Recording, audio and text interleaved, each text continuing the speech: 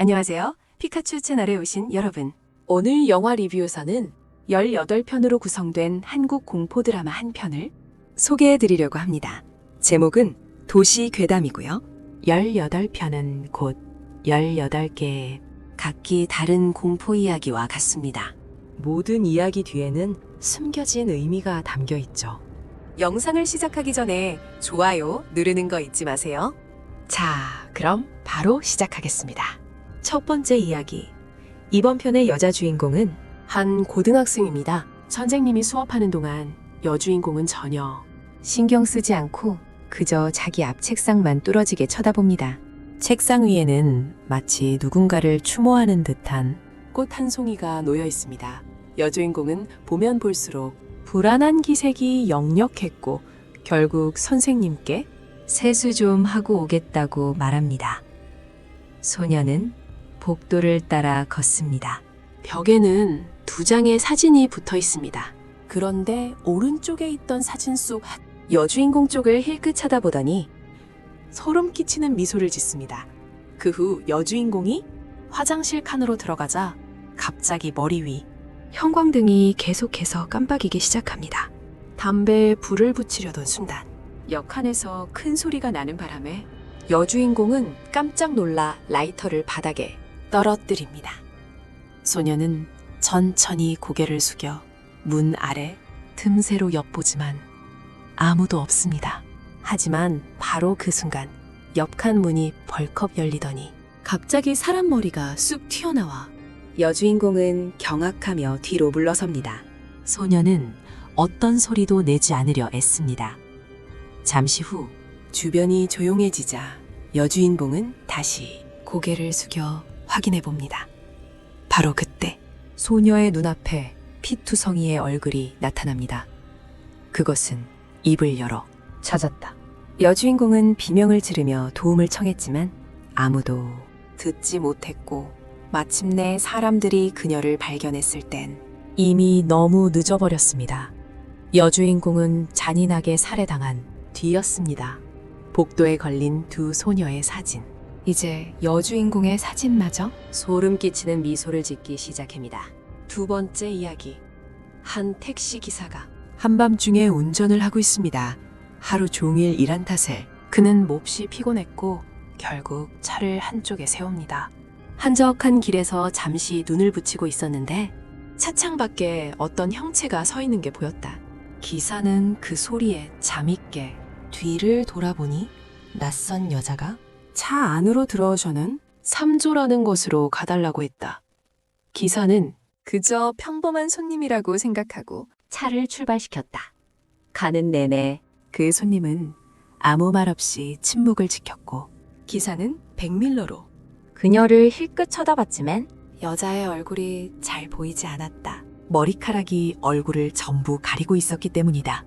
그때 여자가 오른쪽으로 가라고 했다. 하지만 기사가 보기엔 아무리 봐도 우회전할 곳이 없었다. 그는 속으로 생각했다. 이 시간을 웬 미친 여자가 그렇게 중얼거리는데 갑자기 뒤에서 손 하나가 천천히 다가와 그의 얼굴을 만졌다. 기사는 깜짝 놀라 뒤를 돌아봤지만 여자는 온데간데 없었다. 다시 고개를 돌려 앞을 보는 순간 놀랍게도 그녀가 어느새 길 한가운데에 서 있었다. 차는 급정거했고 기사는 공포에 질렸다. 어느샌가 여자가 다시 차 안에 앉아 있었기 때문이다. 그녀는 천천히 자신의 끔찍한 얼굴을 드러냈다. 2 눈은 시커멓고 깊은 구멍일 뿐이었다. 기사는 비명을 지르며 도망치려 했지만 차 문은 굳게 잠겨 있었다. 그의 얼굴은 공포로 서서히 굳어갔고 여자는 손으로 기사의 2 눈을 파냈다. 고통스러운 비명소리와 함께 차는 다시 움직이기 시작했고 길바닥에는 섬뜩한 눈알 2개만이 남아 있었다. 3번째 이야기. 한 유명 여성 스트리머가 고급 아파트를 새로 장만했다.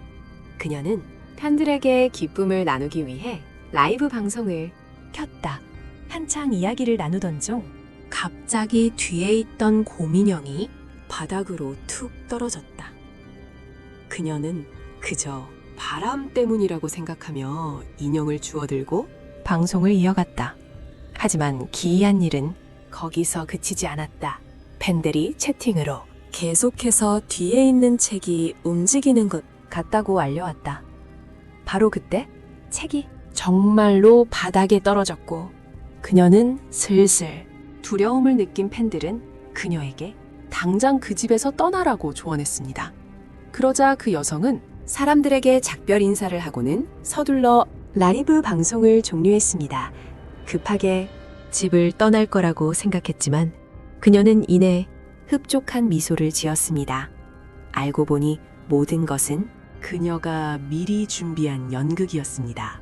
팬들을 겁주기 위해 모든 것을 꾸며낸 것이었죠. 관심을 끌고 반응을 유도하려는 속셈이었습니다. 그녀는 즐겁게 휴대폰을 꺼내 셀카를 찍었습니다. 그런데 갑자기 카메라 화면에 옆에 있는 누군가가 잡혔고 수많은 필터가 허공에 떠다녔습니다. 여자는 깜짝 놀랐습니다. 이제는 정말로 겁에 질린 그녀는 도망치려 했지만 몸이 꼼짝도 하지 않았습니다. 누군가에게 머리채를 잡힌 듯 책상에 세게 내리찌어졌습니다. 한 번, 그리고 또 한 번. 여주인공은 결국 숨을 거두었습니다. 그녀가 죽자 갑자기 다른 여성이 나타났습니다. 그녀 옆에는 여주인공과 똑같이 생긴 여성이 있었습니다. 그녀는 계속해서 인터넷에 접속해 즐겁게 팬들과 라이브 방송을 했습니다. 네 번째 이야기. 이 이야기는 두 여고생에 관한 것입니다. 학교 시간, 한 친구가 교실에 책을 두고 온 것을 깨달았습니다. 둘은 책을 가지러 다시 교실로 돌아가야 했습니다. 계단을 오르던 중 한 친구가 그만 다리에 쥐가 나 더 이상 갈 수 없게 되자 다른 친구가 여기서 기다리라고 말했습니다. 자기가 올라가서 책을 가지고 내려오겠다면서요. 그 후 혼자 교실로 들어간 그녀는 사물함을 열었다가 웬 무서운 인형을 발견했습니다. 소녀는 서둘러 책을 꺼내 가방에 넣었습니다. 바로 그때 밖에서 이상한 소리가 들렸습니다. 복도로 나간 소녀는 정체불명의 생명체를 보고 경악했습니다. 눈앞에 엎드려 있는 그것은 네 발로 기어다녔고 뼈가 없는 사람처럼 몸을 뒤풀고 있었습니다. 괴물은 소녀를 보자마자 곧바로 달려들었습니다. 겁에 질린 그녀는 즉시 도망치기 시작했습니다. 계속해서 달렸지만 아무리 계단을 내려가도 뒤돌아보면 여전히 같은 자리에 있었습니다. 지친 소녀는 바닥에 쓰러졌고 바로 그때 그 이상한 생명체가 쫓아왔습니다. 그것은 천천히 기어와 손을 뻗었습니다. 끔찍한 눈이 소녀를 바라보고 비명소리가 터져나온다. 비명이 울려 퍼지자 아래층에 있던 반 친구가 위층에서 들려오는 비명소리를 듣고 황급히 확인하러 올라간다. 소녀는 자신을 기다리는 끔찍한 일을 알지 못한다. 다섯 번째 이야기는 첫 번째 에피소드에 나왔던 바로 그 교실을 배경으로 한다. 주인공은 혜수라는 소녀다. 혜수가 교실에 앉아 있는데 옆자리 친구들이 어젯밤 사고로 반 친구 한 명이 죽었다는 이야기를 하고 있었다. 차에 치여 몸이 두 동강 났다고. 그 말을 들은 혜수는 불안한 기색을 보인다. 잠시 후 선생님이 들어와 사고 소식을 알리며 반 아이들에게 너무 슬퍼하지 말라고 당부한다. 그리고 단톡방에 아직 남아있는 사람은 어서 나가고 경찰이 혹시 묻거든 그냥 모른다고 대답하라고 말한다. 수업은 그렇게 해산되고 혜수는 휴대폰을 켜 단톡방의 메시지들을 읽는다. 그곳에는 죽은 친구를 향한 비난과 욕설이 가득했다. 혜수 역시 그 소녀를 괴롭혔던 가해자 중 한 명이었다. 그녀는 서둘러 단톡방을 나가며 걱정스러운 표정을 짓는다. 그날 밤 선생님은 교무실에 있다가 혜수에게서 메시지를 받는다. 따로 할 얘기가 있다는 내용이었다. 선생님은 혼자 교실로 갔고 책상에 얼굴을 묻은 채 홀로 앉아있는 혜수를 발견한다. 가까이 다가간 선생님은 소녀의 발이 온통 피투성이인 것에 발견한다. 고개를 들자 선생님은 경악한다. 눈앞에 앉아 있는 것은 혜수가 아니라 바로 사고로 죽었던 그 소녀였기 때문이다. 소녀는 몸을 일으켰고 하반신은 잘려나가 있었다. 그녀는 혜수를 죽이고 그 몸을 빼앗았다고. 하지만 몸이 잘 맞지 않다고 말했다. 그러니 선생님 몸이라도 대신 써야겠다고. 말이 끝나기 무섭게 소녀가 달려들었고 복도에는 비명소리가 울려 퍼졌다. 선생님을 죽인 여학생의 혼은 그녀의 몸을 빼앗아 비틀거리며 걸어갔다. 그 모습은 소름 끼치도록 무서웠다. 6번째 이야기. 한 남학생이 엘리베이터 안에서 갑자기 겁에 질린 표정을 짓는다. 마치 무언가를 본 것처럼. 그 학생은 바닥에 쓰러지며 머리를 세게 부딪혔고 결국 엘리베이터 안에서 죽고 말았습니다. 다음 날 경찰이 현장에 도착했습니다. 그들은 겨우 하루밖에 지나지 않았는데도 시신이 아주 심하게 부패했다는 사실에 이상함을 느꼈습니다. 형체를 알아볼 수 없을 정도로 뼈만 남아 있었거든요. 경찰은 그 학생이 죽기 전에 남긴 쪽지를 발견했습니다. 거기에는 엘리베이터를 이용해 시공간을 여행하는 방법이 적혀 있었습니다. 경찰서장은 그 쪽지를 읽어본 뒤 내용의 진위 여부를 의심했습니다. 그래서 그날 밤 그는 혼자 엘리베이터에 타서 쪽지에 적힌 대로 따라했습니다. 그저 인터넷에 따보는 헛소문일 뿐이라고 생각하면서요.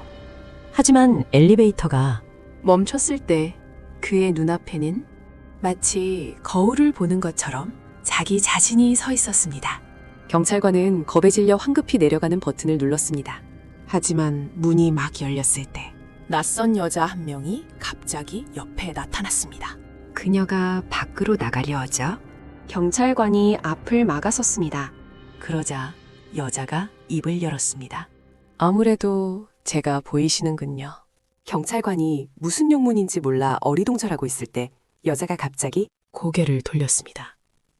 끔찍하게 일그러진 얼굴이었습니다. 그녀는 귀를 찢는 듯한 비명을 질렀고 그 소리에 경찰관은 꼼짝도 할 수 없었습니다. 결국 그는 여자에게 머리채를 잡혀 엘리베이터 벽에 더는 움직이지 않을 때까지 내동댕이 쳐졌습니다. 영화 마지막에 우리는 알게 됩니다. 처음에 엘리베이터에서 발견된 시신은 그 학생이 아니라 바로 그 경찰관이었다는 것을요. 그는 다른 차원에 갇혀 여러 시간의 층을 거치면서 시신이 썩어 문드러졌던 겁니다. 아마 그 경찰관은 눈앞의 끔찍한 존재가 바로 하루 뒤에 자기 자신일 줄은 꿈에도 몰랐을 겁니다. 7번째 이야기. 한 젊은 새 식구가 아파트에 살고 있었습니다. 어느 날 아내와 딸이 시골에 내려갈 일이 생겨 남편 혼자 집에 남게 되었습니다. 떠나기 전 아내는 남편에게 신신당부했습니다. 그녀가 붙여놓은 부적들을 절대 떼면 안 돼요. 문에 붙은 거요?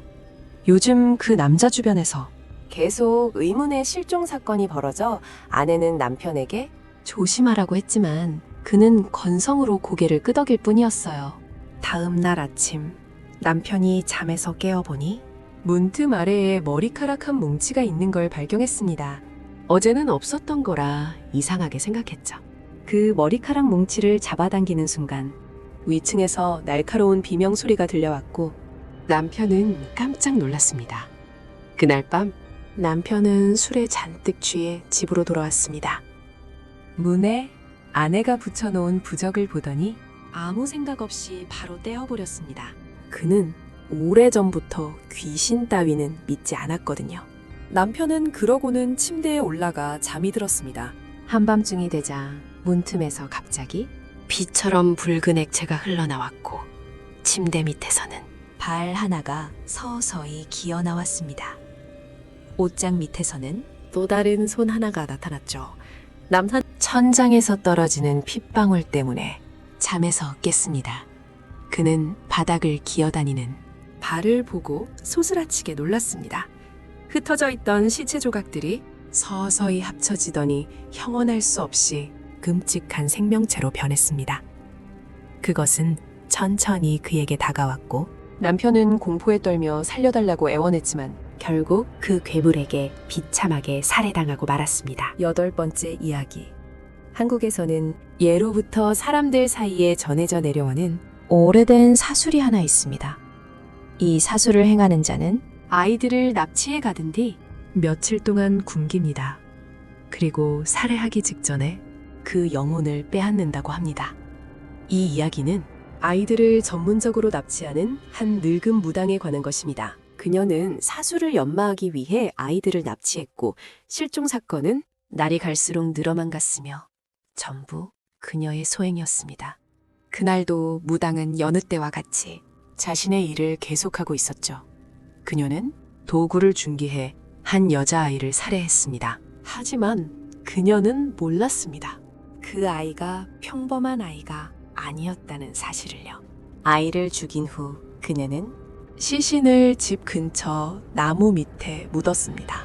사술이 거의 완성되어 간다는 생각에 입가에는 흐뭇한 미소가 번졌죠.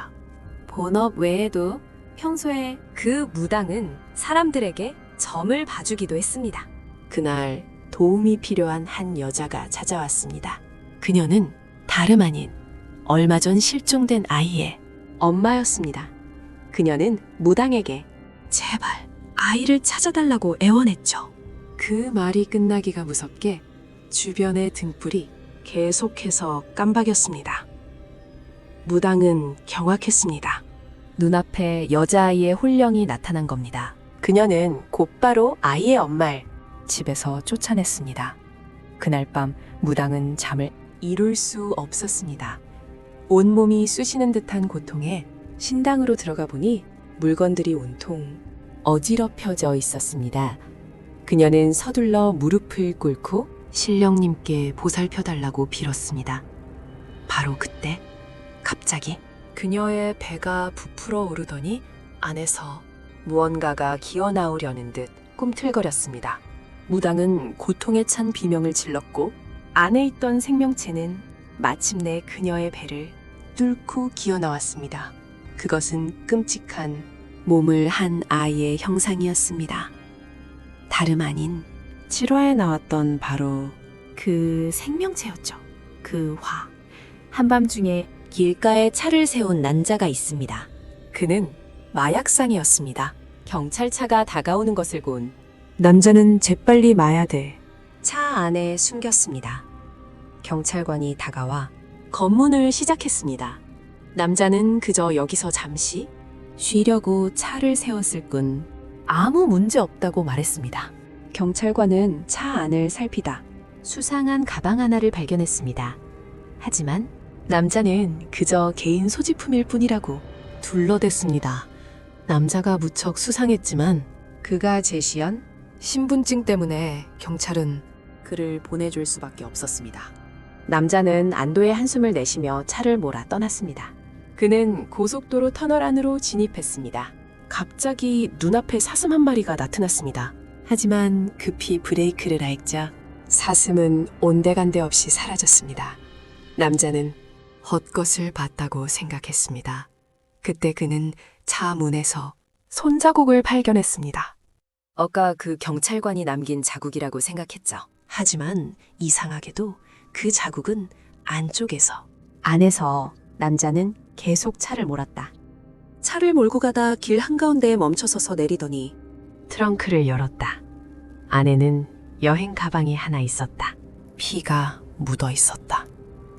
알고 보니 이 남자는 살인마였다. 그는 한 여자를 살해하고 시체를 처리할 곳을 찾던 중이었다. 모든 것을 다시 확인한 살인마는 계속 차를 몰아 또 다른 터널로 들어갔다. 주위에는 아무도 없었다. 그가 차를 몰고 있는데 귓가에서 속삭이는 소리가 들려왔다. 그는 급히 차를 세우고 내리더니 몽덩이로 마구 내리치기 시작했다. 욕설을 퍼부으며 여행 가방을 내리쳤다. 하지만 뚜껑을 열었을 때 시체가 사라진 것을 발견했다. 살인마는 무슨 일이 벌어지고 있는지 몰라 어리둥절했다. 그때 멀리서 그 여자의 시체가 나타났다. 그녀는 천천히 기어오기 시작했다. 살인마는 허둥지둥 차 안으로 뛰어들었다. 차를 몰고 떠나기도 전에 그 여자가 어느새 차 안에 앉아 있는 것을 발견했다. 그녀는 칼로 살인마를 잔인하게 찔러 죽였다. 주변의 터널 풍경도 서서히 사라졌다 싶어. 이 이야기의 주인공은 평범한 회사원인 한 여자다. 오늘은 그녀가 고급 아파트 단지로 새로 이사 온 날이다. 그날 저녁 지하 주차장으로 내려간 여주인공은 빨간 옷을 입은 한 여자가 자신을 뚫어지게 쳐다보고 있는 것을 보았다. 그저 거지라고 생각한 여자는 신경 쓰지 않고 집으로 올라갔다. 다음 날 여주인공은 옆집에 이사 온 기념으로 선물을 주러 갔다. 그녀는 이 기회에 지하 주차장에서 봤던 빨간 옷을 입은 여자에 대해 물었다. 하지만 이 옷은 그녀를 한 번도 본 적이 없다고 말했다. 여주인공이 막 집으로 들어가려던 순간 놀랍게도 그 여자가 복도 끝에 다시 나타났다. 공포에 질린 여주인공은 바로 방으로 돌아와 문을 걸어 잠갔다. 여자가 CCTV 화면을 보니 그 여자가 문 앞에 서 있는 것을 발견했다. 그 모습은 소름 끼치도록 무서웠다. 바로 그때 여주인공은 잠에서 깨어났다. 알고 보니 그저 악몽이었던 것이다. 그녀는 옷장에서 책 한 권을 꺼냈다. 앨범 속에는 그녀가 찍은 사진이 있었습니다. 고등학교 친구들과 함께 찍은 사진이었죠. 사진에는 한 여자아이가 구석에 말없이 서 있었습니다. 무언가 사연이 있는 듯 보였죠. 다음 날 여자는 지하 주차장으로 내려갔다가 또 그 빨간 옷을 입은 여자를 보게 됩니다. 이번에는 화가 나서 다가가 따져 물으려고 했습니다. 하지만 한 대가 지나가는 순간 그 여자는 또다시 감쪽같이 사라졌습니다. 그때부터 여자는 두려움을 느끼기 시작했죠. 엘리베이터에 올라타 위층 버튼을 누르자마자 그 여자가 다시 문 앞에 나타났습니다. 여자는 황급히 문을 닫았죠. 하지만 엘리베이터가 층마다 멈춰 문이 열릴 때마다 그 여자의 소름 끼치는 얼굴이 보였습니다. 결국 여자는 공포에 질려 아파트 밖으로 뛰쳐나왔습니다. 막 휴대폰을 꺼내 남자친구에게 전화해 도와달라고 하려던 순간 놀랍게도 그 여자가 머리 위에서 나타났습니다.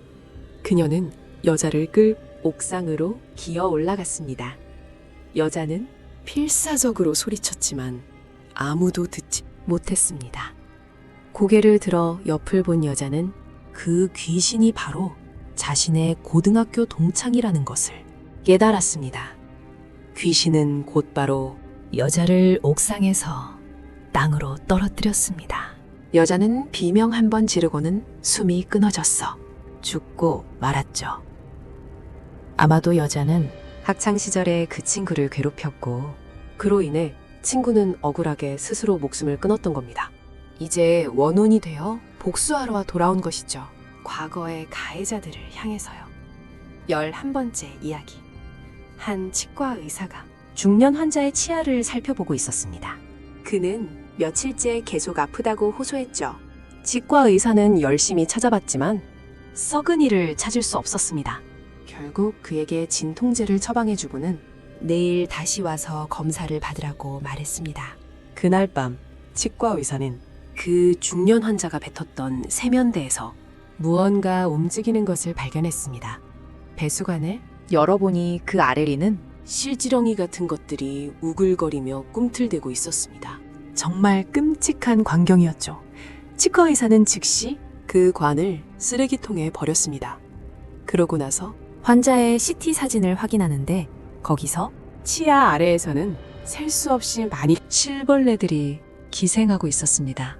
다음 날 치과 의사는 도서관에 가서 이 기이한 벌레에 대해 알아보았고 그것이 몇 년 전 발견된 고대 생물과 흡사하다는 것을 알게 됩니다.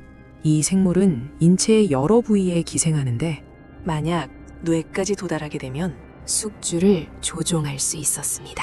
사태의 심각성을 느낀 치과 의사는 조수에게 어제 왔던 환자를 다시 불러오라고 했습니다. 그는 계속해서 통증을 호소했고 치과 의사는 수술용 칼로 그의 입에서 벌레 몇 마리를 겨우 꺼냈습니다. 바로 그때였습니다. 남자가 변하기 시작했습니다. 기생생물에게 조종다네.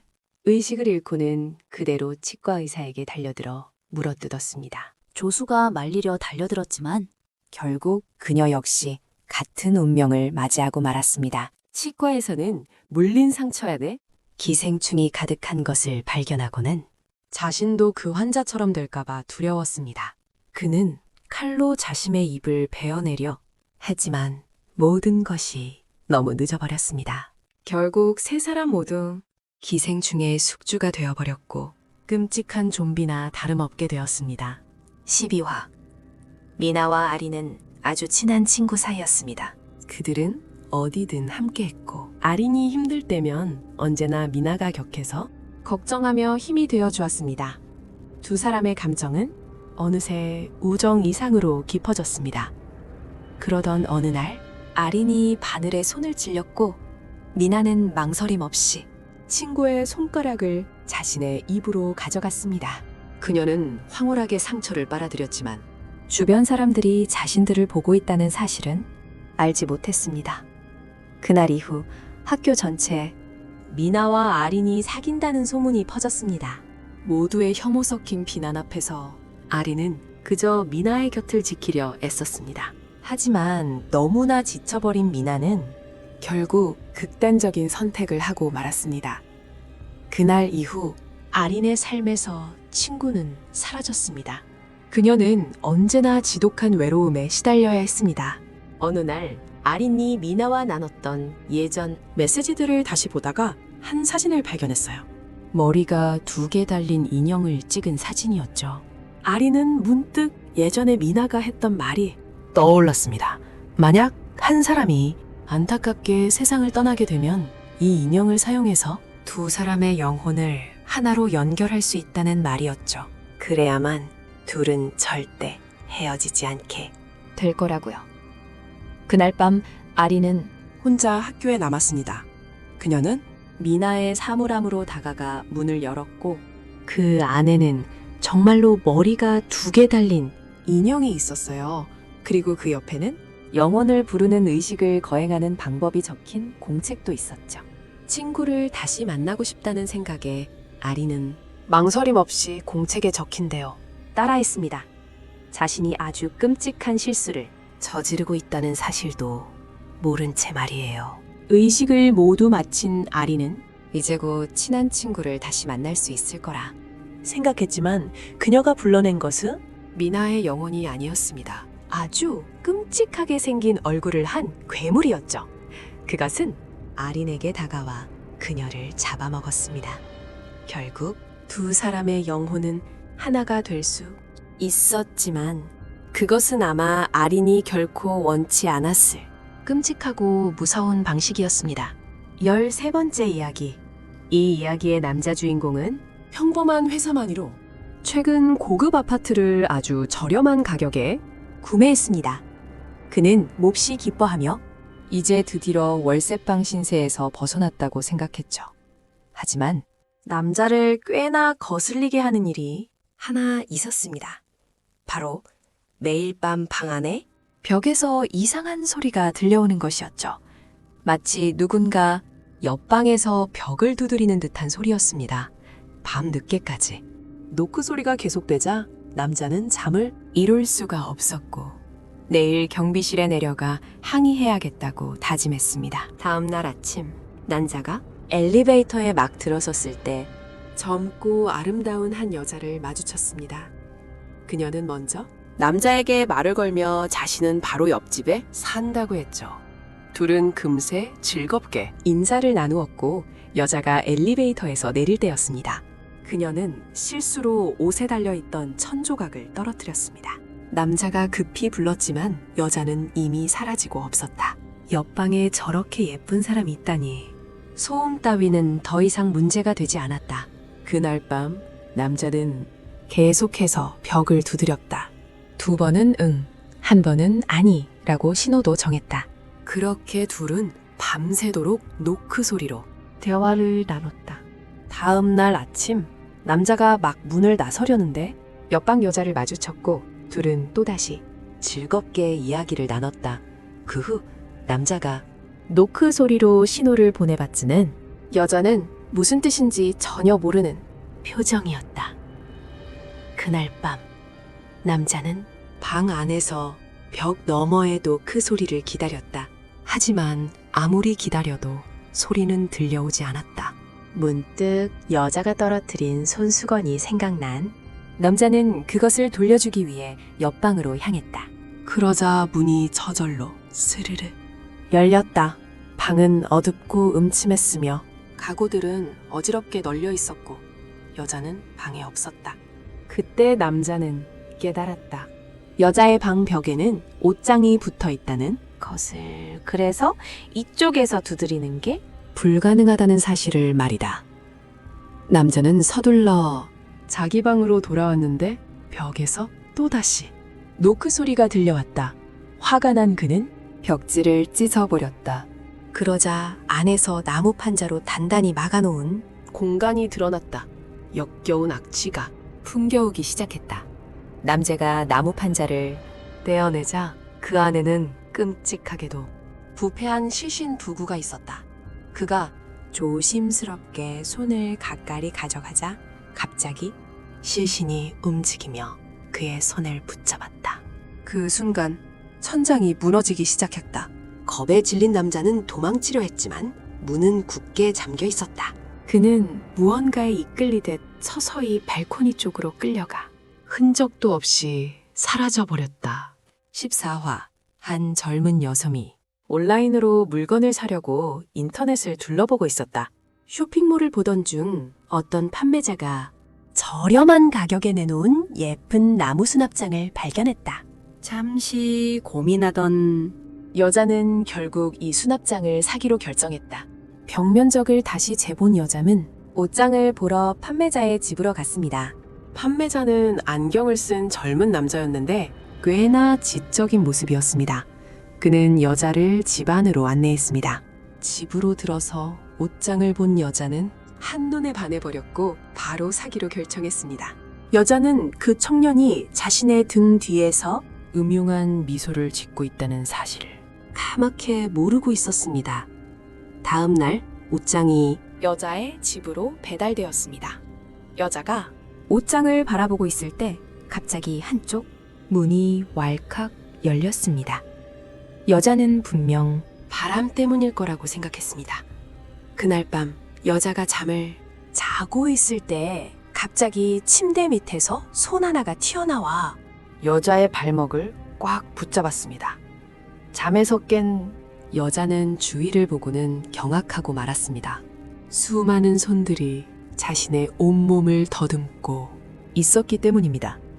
바로 그 순간 여자는 악몽에서 깨어났습니다. 옷장 쪽을 보니 또다시 한쪽 문이 활짝 열려 있었습니다. 여자는 재빨리 다가가 문을 닫았습니다. 다음 날 여자는 이 일을 친구에게 이야기했습니다. 친구는 아마도 옷장에 깃든 영혼이 여자의 집까지 따라온 것 같다며 한 가지 방법을 알려주었습니다. 그것은 바로 녹두가 든 주머니를 옷장 문 앞에 걸어두는 것이었습니다. 그러면 영혼들이 곧 떠나갈 거라고 말입니다. 친구가 알려준 대로 하고 나서 여자는 안심하고 잠자리에 들었습니다. 하지만 얼마 지나지 않아 갑자기 이불이 움직이더니 여자의 머리 위로 뒤집어 씌워졌습니다. 겁에 질린 여자는 벌떡 일어나 주위를 둘러보았지만 아무도 없었습니다. 여자는 부엌으로 가 칼 한 자루를 챙긴 뒤 천천히 고개를 숙여 침대 밑에 살펴보았습니다. 그때 여자는 옷장 문에 걸어둔 녹두 주머니가 갈기갈기 찢겨 있는 것을 발견했습니다.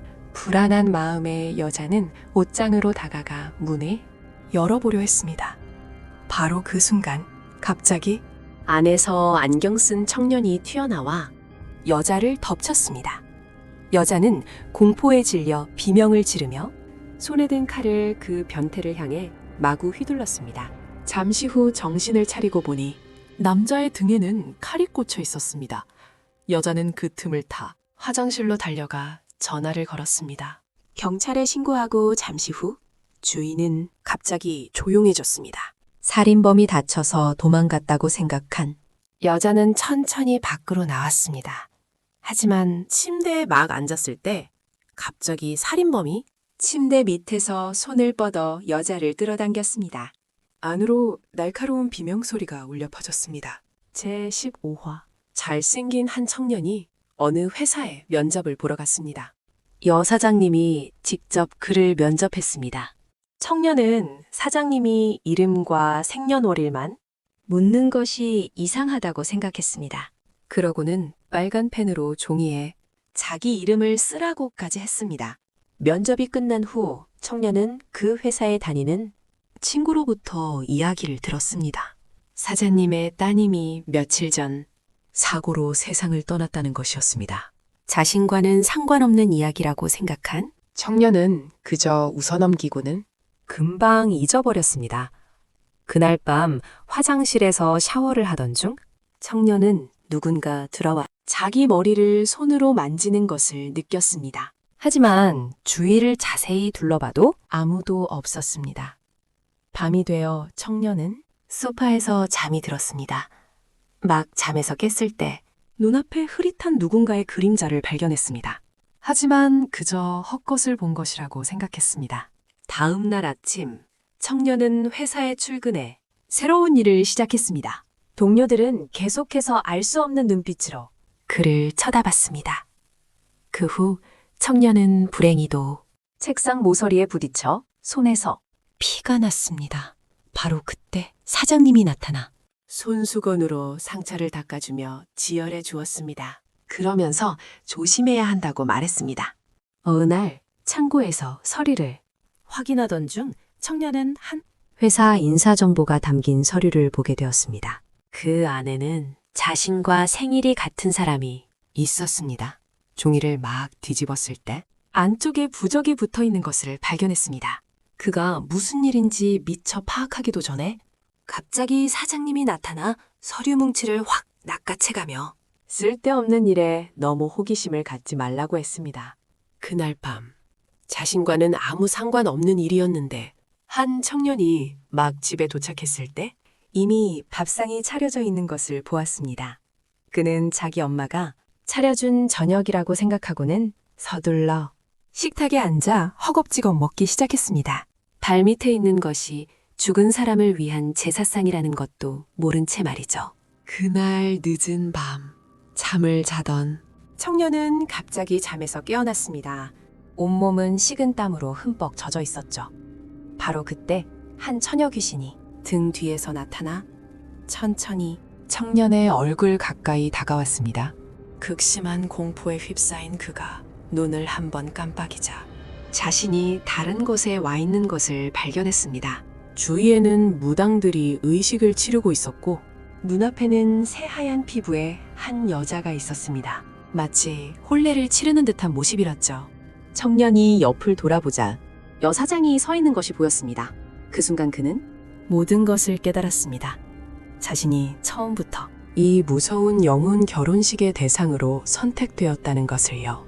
그 후 처녀 귀신은 기괴한 미소를 지으며 천천히 청년에게 다가왔습니다. 등골이 오싹해지는 비명이 울려 퍼졌습니다. 16화 이번 편의 주인공은 뷰티 살롱에서 일하는 한 여자입니다. 매일같이 부유한 손님들을 상대하지만 그녀의 성격은 매우 독단적이고 거만했습니다. 마음에 안 드는 손님이 나가자마자 주인공은 빗을 쓰레기통에 던져버리고는 잔뜩 굳은 얼굴로 불쾌감을 드러냈습니다. 동료가 무슨 일이냐고 묻자 그녀는 오히려 얼굴에 대고 욕을 퍼부었습니다. 알고 보니 주인공은 외모에 집착하는 사람이었고 자신보다 예쁜 사람들을 보면 극심한 증오심을 느꼈습니다. 인스타그램을 보다가 한 여자가 올린 사진을 보고는 곧장 그녀의 외모를 비하하는 댓글을 달았습니다. 그녀의 얼굴에는 통쾌함이 가득했죠. 아파트에 돌아와서는 젊은 여자가 통화하는 것을 보고 일부러 어깨를 세게 부딪혔습니다. 그러고는 가식적으로 미안하다고 사과했죠. 그 여자가 막 떠나자 갑자기 엘리베이터, 불빛이 붉은색으로 변했고 주인공은 그 안을 쳐다봤습니다. 주변에는 셀 수 없이 많은 손자국들이 보였고 거울 속 그녀의 얼굴은 끔찍하게 변해 있었다. 그날 밤 여주인공은 화장실에 거울을 보러 들어갔다. 오늘 있었던 이상한 일들 때문에 화가 난 그녀는 물건들을 내던지고는 나가버렸다. 거울 속의 자신이 그녀를 빤히 쳐다보고 있다는 사실도 모른 채. 그 후 여자는 밖으로 나가 셀카를 찍었다. 마음에 드는 사진 몇 장을 건지고 색보정 단계로 넘어가자 갑자기 화면이 변했다. 여자는 깜짝 놀라 휴대폰을 땅에 떨어뜨렸다. 잠시 후 막 집어들자 안에서 손 하나가 튀어나와 여자의 얼굴을 움켜쥐었다. 그녀는 고통스럽게 비명을 질렀고 얼굴의 살점이 조금씩 뜯겨 나갔다. 잠시 후 땅에 쓰러져 즉사했다. 그때 화면에는 여자의 끔찍한 얼굴이 떠올라 있었다. 17화. 이 이야기에 인물은 마네킹 제작 회사에서 아르바이트를 하는 젊은 청년이다. 그는 덩치가 큰 겉모습과는 달리 귀신과 무서운 이야기를 꽤 무서워해서 관리인이 한번 겁을 주면 바로 소스라치게 놀랐다. 오늘 회사에서는 막 새로운 제품들을 한 차례 생산해냈다. 청년은 마네킹들 사이에서 유독 기이한 모습을 한 마네킹을 보았다. 팔다리가 기괴하게 휘어 있었다. 관리인은 아마 불량품일 거라고 말했다. 일이 끝난 후 청년은 별 생각 없이 집으로 돌아갔다. 길을 가던 중 그는 공원에서 두 사람이 앉아 이야기하는 것을 보았다. 자세히 보니 그중 한 명은 마네킹의 형상을 하고 있었다. 그것이 갑자기 고개를 돌려 청년을 쳐다보았다. 그는 겁에 질려 바로 도망쳤다. 집에 도착한 청년은 바로 컴퓨터를 켜고 도시에 떠도는 도시 전설에 관한 이야기들을 찾아보았다. 그러다 움직이며 사람을 공격하는 마네킹에 대한 이야기를 발견했다. 불안했지만 청년은 다음 날에도 여전히 일터로 향했다. 정시에 맞춰 관리인이 창구문을 열었지만 문을 열자마자 어제 고장났던 마네킹이 어느샌가 문 앞에 서 있는 것을 발견했다. 둘은 겁에 질려 재빨리 달아났다. 청년은 공원으로 갔다가 어제 그 두 사람과 다시 마주쳤다. 마네킹은 청년을 보자마자 그에게 달려들었다. 그는 소스라치게 놀라 그곳에서 도망쳤고 마네킹은 계속해서 그를 뒤쫓았다. 한참을 달리다 보니 불행히도 막다른 길에 다다랐다. 마네킹이 천천히 다가오자 두려움에 휩싸인 청년은 마네킹을 밀어 넘어뜨렸고 그 충격으로 머리가 두 동강 나버렸다. 위험할 줄 알았는데 이렇게 쉽게 쓰러뜨릴 수 있다니. 청년은 서둘러 그 자리를 떠났다. 그런데 갑자기 자신의 몸에 이상한 기운이 느껴졌다. 돌아보니 자신의 손이 어느새 플라스틱으로 변해 있었다. 그때 마네킹과 함께 있던 의문의 남자가 나타났다. 그는 사악한 미소를 지었고 청년의 얼굴도 서서히 마네킹으로 변해갔다. 18화. 이 이야기의 주인공은 퍼즐 게임을 아주 좋아하는 남자다. 그와 그의 두 친구는 쇼핑센터에 있는 게임들 기록을 번번이 깨고 댔다. 자신들을 어렵게 할 게임은 없다고 생각하던 어느 날 그들은 낯선 번호로부터 문자 메시지를 한 통 받았다. 비밀스러운 게임에 참가하라는 초대였다. 우승자에게는 엄청난 상금이 주어진다고 했다. 솔깃한 제안에 친구는 곧장 그 장소로 향했다. 그곳은 인적 없는 작은 마을이었다. 세 사람은 곧 낯선 남자 한 명과 마주쳤다. 그는 자신이 주최 측 사람이며 참가자들의 경기 구역으로 안내하는 임무를 맡았다고 말했다. 세 사람은 어둡고 음침한 터널로 들어섰다. 터널 끝에는 작은 방이 하나 있었다. 그들이 안으로 발을 들여놓자마자 문이 곧바로 닫혔다. 이곳은 마치 작은 도서관 같았다. 일행 중 한 여자가 걷고 있는데 갑자기 남자 시체 하나가 툭 떨어졌다. 세 사람은 소스라치게 놀랐지만 이내 그저 분장한 사람일 뿐이라고 스스로를 안심시켰습니다. 주인공은 잠시 주변을 살피다 화살표 기호가 그려진 종이를 발견했습니다. 그는 이것이 단서일지도 모른다고 생각해 종이를 찢어 주머니에 챙겼죠. 그리고 그들은 두 번째 방으로 이어지는 길을 찾아냈습니다. 그곳은 벽에 기이한 그림들이 걸려 있었고 각 그림 앞에는 버튼이 하나씩 놓여 있었습니다. 주인공은 고문당하는 여자가 그려진 그림으로 다가가 버튼을 눌렀습니다. 그러자 갑자기 천장에서 거대한 철창이 떨어져 두 친구를 그 안에 가둬버렸습니다. 두 사람은 극심한 공포에 휩싸였죠. 그제야 주인공은 종이에 있던 화살표 기호가 그림의 순서를 가리키는 것이었음을 깨달았습니다. 화살표, 방향을 따라가자 그는 나무에 열쇠들이 걸려있는 그림에 도착했습니다. 버튼을 누르자 갑자기 천장에서 열쇠 하나가 툭 떨어졌습니다. 두 친구는 이제 여기서 나갈 수 있을 거라 생각했습니다. 하지만 주인공은 그 열쇠로 철창을 여는 대신 다음 방으로 가는 문을 열었습니다. 그 방은 아주 음산했습니다. 주인공이 손전등 비추자 주변에 몇몇 사람들이 서 있는 것이 보였습니다. 그가 방 중앙으로 들어서는 순간 그 사람들이 갑자기 고개를 돌렸습니다. 주인공은 그제야 경악하며 깨달았습니다. 그의 두 친구가 어느새 죽어 있었다는 것을. 그들의 몸은 누군가에게 조종당하는 듯 천천히 다가와 주인공을 애워쌌습니다. 마치 그들은 어떤 고대의 의식을 치르는 것 같았죠. 주인공은 공포에 질려 막 열고 들어온 문으로 달려갔지만 그 순간 수많은 시체 더미가 쏟아져 내려와 그를 덮쳤습니다. 비명을 지를 틈도 없이 방 전체가 흔들리기 시작하더니 땅속으로 곧장 추락했습니다. 이렇게 이야기는 마침내 끝이 났습니다. 일부 평가에 따르면 시즌 1이 시즌 2보다 내용이 더 좋았다고 하는데요. 여러분은 어떻게 생각하시나요? 아래 댓글로 의견을 남겨주세요. 즐거운 주말 보내시길 바랍니다. 잘 가.